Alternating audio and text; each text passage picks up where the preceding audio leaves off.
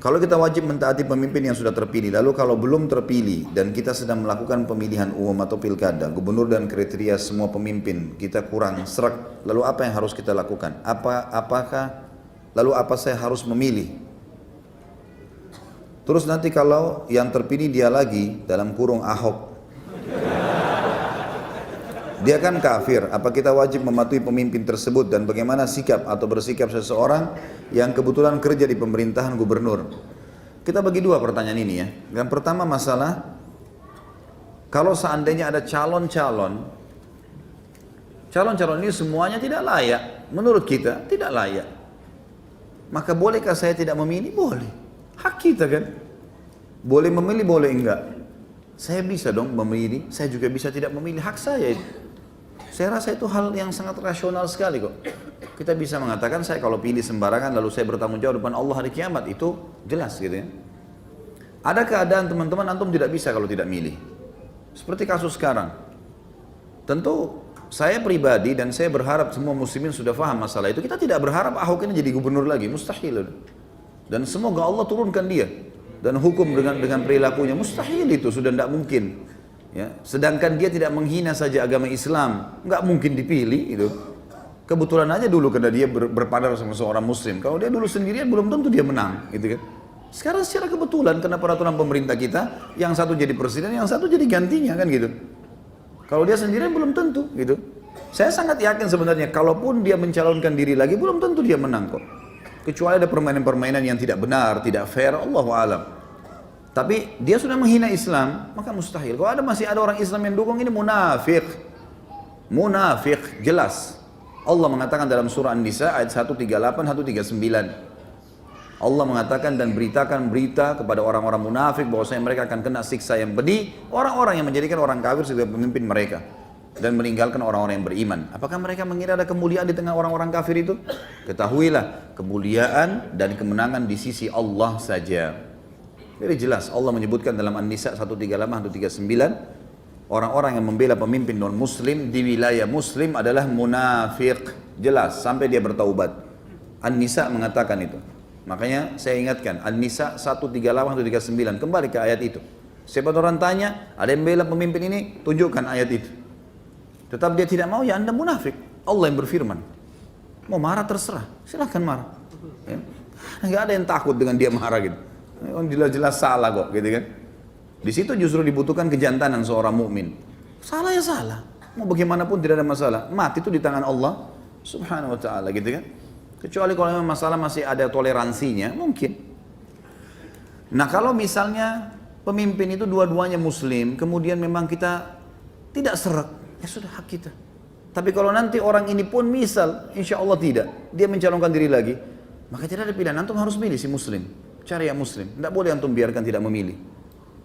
Ini saya sudah bilang pada pertemuan beberapa pertemuan yang lalu, kalau salah yang sempat tanya, sudah ditanyakan oleh beberapa masyayikh ya, di antara guru yang saya sangat hormati Syekh Sulaiman Ruhaili, beliau salah satu tenaga pengajar di Masjid Nabawi sekarang, dan beliau Masya Allah kapabilitas ilmu sangat bagus. Waktu kami tanyakan masalah ini, beliau mengatakan jelas sekali kok bahasanya.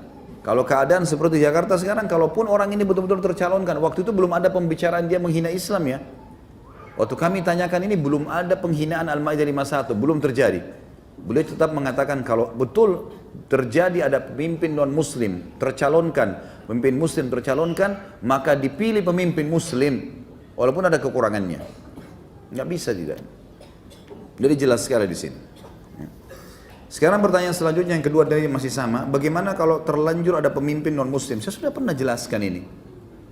Kasus pada saat Ahok dipilih jadi pemimpin, jadi gubernur, gitu kan? Selama dia belum menghina Islam, saya yakin kita tahu semua. Ada di antara ulama-ulama kita atau dai-dai kita yang mengatakan berontak lawan Ahok sebelum dia hina ya, nggak pernah kan? Nggak ada sama sekali. Nggak ada ustadz-ustadz bicara, nggak ada dai yang nyalain. Sesuai dengan hukum Allah kita patuhi. Yang tidak hukum Allah tidak sesuai kita tinggalkan. Sekarang kenapa kita ribut masalah ini? Karena memang dia menghina Islam, sudah lain ceritanya. Jadi kalau ada pemimpin non-muslim, baik itu dengan cara penjajahan, seperti waktu Belanda datang merampas Indonesia, gitu kan? Kita nggak punya kekuatan untuk melepaskan diri. Suku Tatar, waktu datang menghancurkan khilafah Abbasiyah di Irak, membunuh banyak muslimin, banyak ulama, buku-buku semua dibuang di lautan, ya, sampai lautan itu berubah menjadi warna tinta semuanya, gitu kan. Kemudian banyaknya bangkai kaum muslimin yang dibunuh sampai puluhan ribu pada saat itu, dan mereka berkuasa. Maka tidak ada kekuatan kaum muslimin pada saat itu, dibiarkan mereka memimpin. Tapi kita berusaha, tentu kita berusaha maksimal untuk bisa, ya, mendapatkan pemimpin yang muslim. Tapi kalau sudah terlanjur atau kita berada di, baik itu dengan cara penjajahan atau misalnya kayak gini sekarang kasus Ahok di Jakarta, kena sistem yang muslimnya jadi presiden, dianya langsung jadi, selama dia tidak buat masalah ya sudah, tunggu sampai jabatannya selesai. Karena tidak mungkin kita bangkang sama pemerintah induk yang memang kita dilarang untuk keluar, kecuali memang kita dilarang sholat, ya. Karena kata Nabi SAW, taatilah pemimpin kalian walaupun seorang budak berkulit hitam dari Habasyah, dari Ethiopia, gitu ya. Walaupun pundakmu dipukul, ya, hartamu diambil, kalau selama dia pemimpin yang induk, ya, kalau kita bicara masalah presiden dan seterusnya ini atau raja, kita patuhi, gitu ya. Selama dia tidak melarang kita sholat. Kalau sudah melarang sholat sudah lain ceritanya. Allahu a'lam, ya.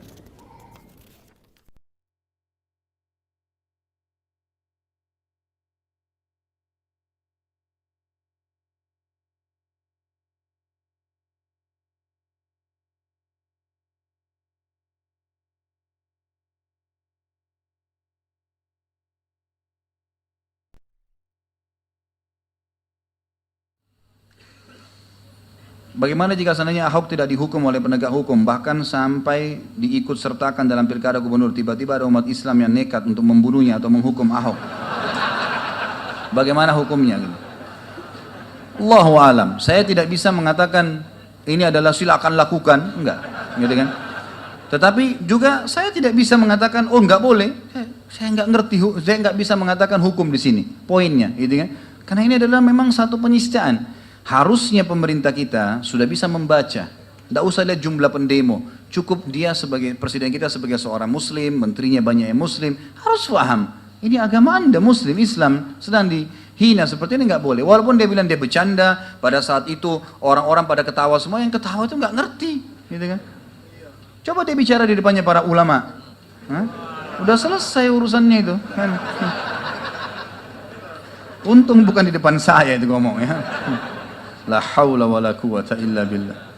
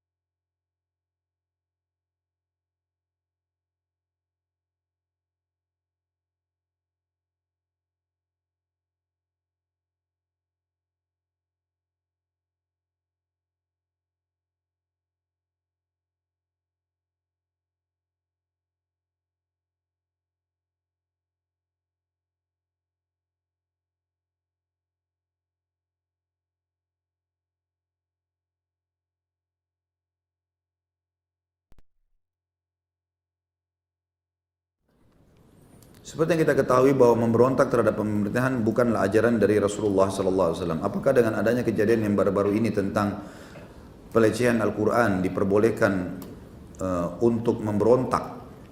Apa dengan memberontak fitnah yang ada di Syria akan terjadi juga di Indonesia? Gak ada perintah memberontak, teman-teman sekalian. Kenapa memberontak? Ada apa? Yang salah bukan presiden sekarang, yang salah sebenarnya adalah orang ini. Tinggal kenapa belum diproses. Makanya umat Islam terus menyuarakan itu kan.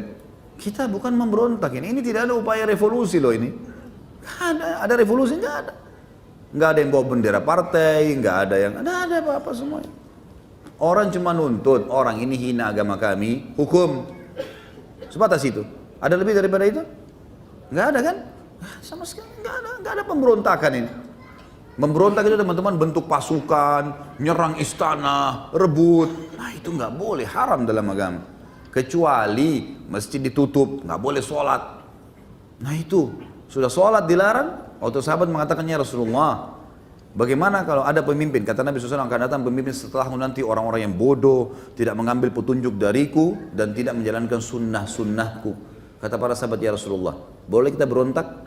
Kata Nabi SAW, jangan selama mereka masih membiarkan kalian sholat, atau makna lainnya, selama mereka masih sholat di tengah-tengah kalian. Alhamdulillah masjid di Indonesia, Jakarta ini teman-teman, dari 5 wilayahnya, pusat, timur, utara, selatan, barat ini, semuanya ini teman-teman lebih dari 10.000 masjid dan musola loh. Alhamdulillah hidup semuanya kan. Semua kota-kota besar kita ada masjid raya, ada masjid agung hidup, azan dikumandangkan. Jangan teman-teman ban mobil kita kempes, dibuang semua mobilnya. Hah? Ngerti ya?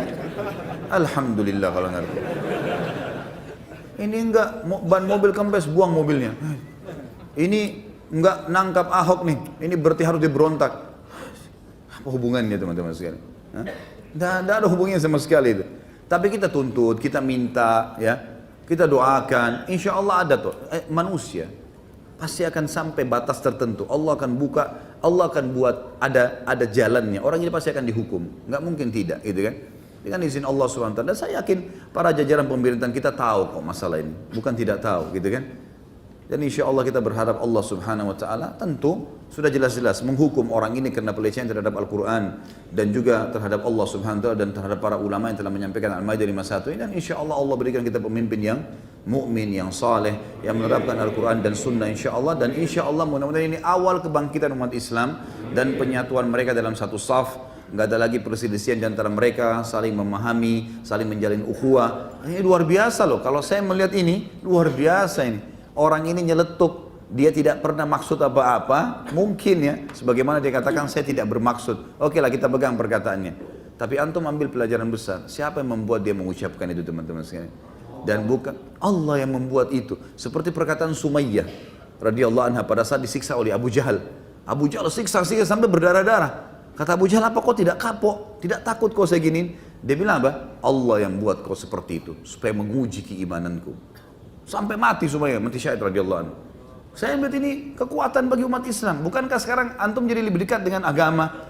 Penasaran, tahu, oh ternyata nggak boleh pimpin non muslim di tengah-tengah umat Islam. Kan jadi tahu. Dan ini menasional loh ini, dalam hitungan waktu dekat.